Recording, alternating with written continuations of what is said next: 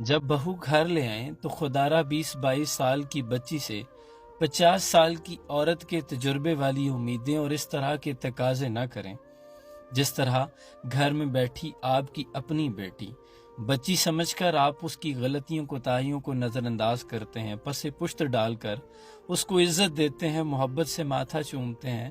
کبھی بہو کو بھی یہ احساس دلائیں، اس کی بھی غلطیوں کو نظر انداز کریں۔ یہ بات ٹھیک ہے کہ ساس ماں نہیں بن سکتی، لیکن دوست تو بن سکتی ہے۔ اس کے ساتھ بیٹھیں، اس کے دکھ سکھ شیئر کریں۔ کبھی ساس کہہ دے کہ بیٹا کام سے تھک گئی ہو، آؤ میں تمہارے سر کی مالش کر دوں۔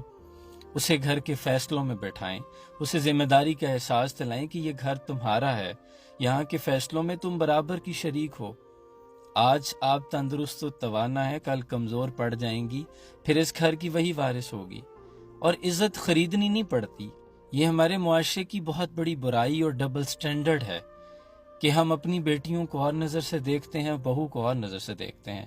برے صغیر میں کم از کم ایسا ہوتا ہے۔ ایشیا میں یہ جو ہمارا جوائنٹ فیملی سسٹم ہے یا فیملی بانڈنگز ہیں ہماری، ان میں ایسا ہوتا ہے، اور مرد حضرات کا اس میں بڑا رول ہوتا ہے۔ آپ اپنی بیوی اور اپنے گھر والوں کے مابین ایک حجاب کی مانند ہیں۔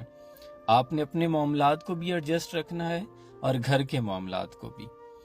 بیگم کی عزت میں بھی فرق نہ آئے، والدین کے مرتبے میں بھی کوئی کمی نہیں آنی چاہیے۔ آپ کا بڑا رول ہے، اور یہ بھی میں اکثر کہتا ہوں کہ کم از کم اس بات کا خیال رکھیں کہ آپ کی بیوی کے حقوق، نان و نفقہ، وہ بھی آپ کی ذمہ داری ہے، جہاں والدین کی اطاعت آپ پہ واجب ہے۔ تو خدا کے لیے آسانیاں تقسیم کریں، اللہ آپ کے لیے آسانیاں پیدا کرے گا۔ سلام پہنچے۔